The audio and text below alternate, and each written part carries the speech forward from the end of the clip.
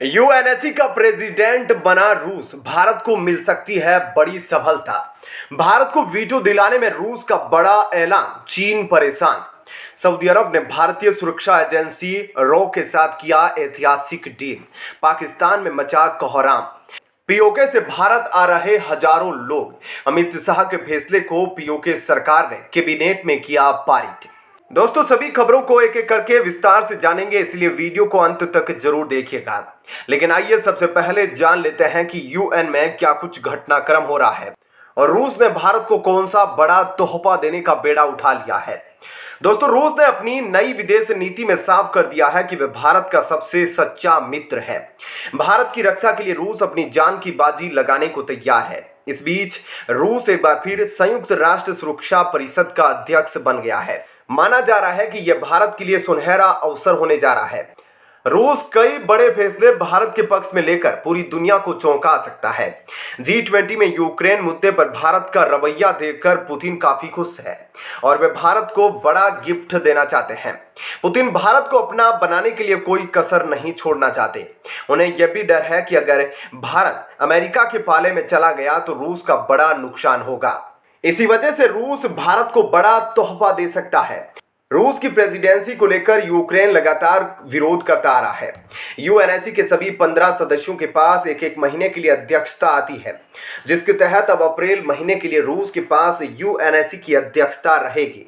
इससे पहले रूस पिछले साल फरवरी में यूएनएससी का प्रेसिडेंट बना था। तभी उसने यूक्रेन के साथ जंग का ऐलान कर दिया था। यूक्रेन पर चल रहे काउंसिल के एक सेशन के दौरान राष्ट्रपति पुतिन ने वहां स्पेशल मिलिट्री ऑपरेशन शुरू करने की घोषणा की थी। वहीं रूस की अध्यक्षता पर यूक्रेन के विदेश मंत्री माइखाइलो पोडोलिक ने कहा, यूएनएससी का काम दुनिया में शांति और सुरक्षा बनाए रखना है। पिछले साल यूक्रेनी राष्ट्रपति जेलेंस्की ने यूएनएससी पर रूस को रोकने में नाकामयाब रहने का आरोप लगाया था। उन्होंने कहा था कि काउंसिल को अपने वर्किंग सिस्टम में बदलाव करने की जरूरत है, वरना इसे भंग कर दिया जाना चाहिए। यूक्रेन की तरफ से लगातार विरोध के बावजूद रूस की अध्यक्षता को लेकर अमेरिका ने हाथ पीछे कर लिए हैं। ऐसे में कोई भी इंटरनेशनल ऑर्गेनाइजेशन उनसे एक महीने की अध्यक्षता नहीं छीन सकता। यह नियमों के खिलाफ होगा। हमें लगता है कि रूस इस पावर का इस्तेमाल गलत जानकारी फैलाने और यूक्रेन में अपनी हरकतों को सही ठहराने के लिए करेगा, लेकिन हम इसमें कुछ नहीं कर सकते। संयुक्त राष्ट्र सुरक्षा परिषद में कुल 15 देश है। इनमें अमेरिका, रूस, फ्रांस, ब्रिटेन और चीन स्थायी सदस्य देश है। वहीं 10 देशों को अस्थायी सदस्यता दी जाती है। भारत काफी समय से सुरक्षा परिषद का स्थायी सदस्य बनने का प्रयास कर रहा है, लेकिन भारत की राह में सबसे बड़ा रोड़ा चीन है। चीन के अलावा फ्रांस, अमेरिका, रूस और ब्रिटेन भारत को सुरक्षा परिषद का स्थायी सदस्य बनाने पर अपनी सहमति जता चुके हैं, लेकिन चीन अलग अलग बहानों से भारत की स्थायी सदस्यता का विरोध करता आ रहा है। यूनाइटेड नेशन में फ्रांस की प्रतिनिधि ने कहा है कि समय आ गया है जब उभरते ताकतवर देशों की दुनिया की सबसे पावरफुल संस्था में भागीदारी बढ़े। माना जाता है अगर रूस ने ठान लिया तो भारत को वीटो मिलने से कोई रोक नहीं सकता। जानकार बताते हैं कि यूएनएससी में जो भारत रूस कहेगा वह चीन को भी मानना पड़ेगा। इसके अलावा कई बार यूएनएससी के स्ट्रक्चर में बदलाव की मांगे उठती रही है। तर्क दिया जाता है कि यूएनएससी में विकासशील देशों का प्रतिनिधित्व कम है, लेकिन स्थायी सदस्य नहीं चाहते कि इसमें किसी तरह का बदलाव हो और किसी दूसरे देश को वीटो पावर मिले। भारत के अलावा जापान, जर्मनी और ब्राजील भी सुरक्षा परिषद का स्थायी सदस्य बनने का प्रयास कर रहे हैं।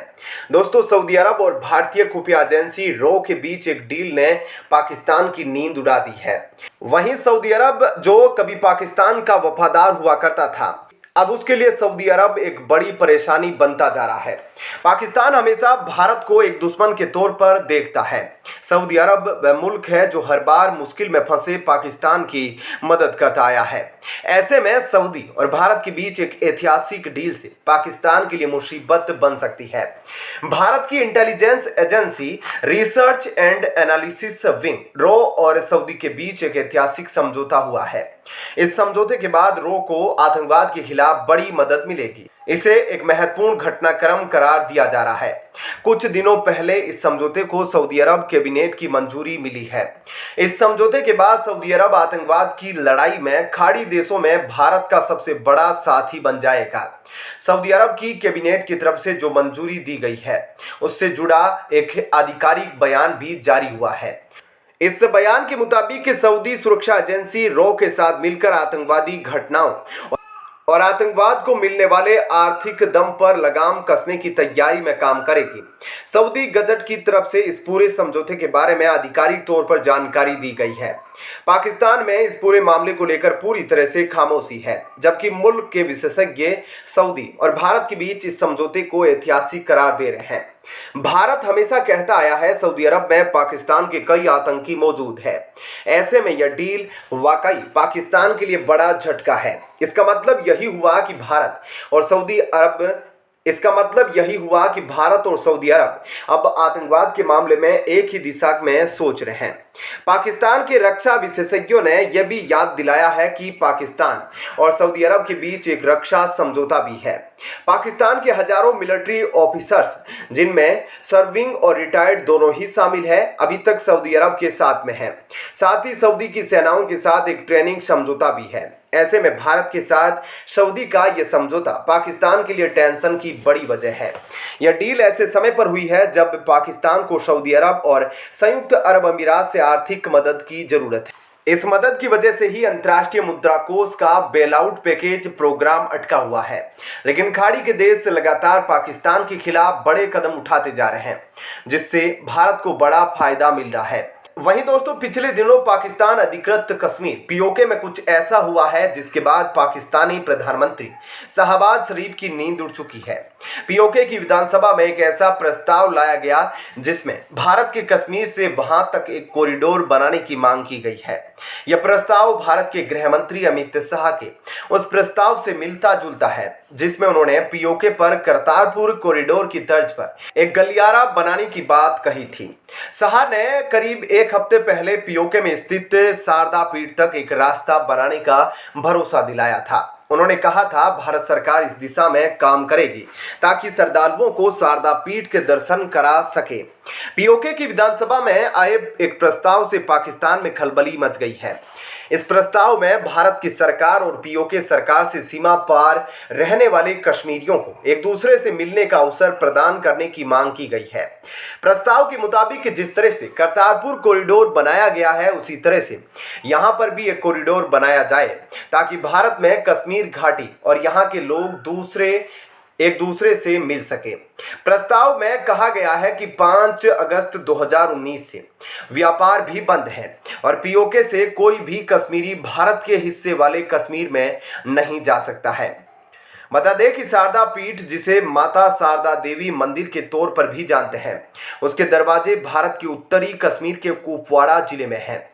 यह मंदिर बस 500 मीटर दूर पीओके में है। मंदिर नीलम घाटी में है और सन 1947 से ही भारत इसके दर्शन से दूर है। मार्च 2019 में तत्कालीन पाकिस्तानी पीएम इमरान खान ने भी इसी तरह की बातें कही थी। उन्होंने कहा था वे करतारपुर कॉरिडोर की तर्ज पर हिंदुओं के लिए महत्वपूर्ण धार्मिक स्थल भी खोल सकते हैं। इमरान खान ने शारदा पीठ के अलावा कटास राज मंदिर का नाम भी लिया था।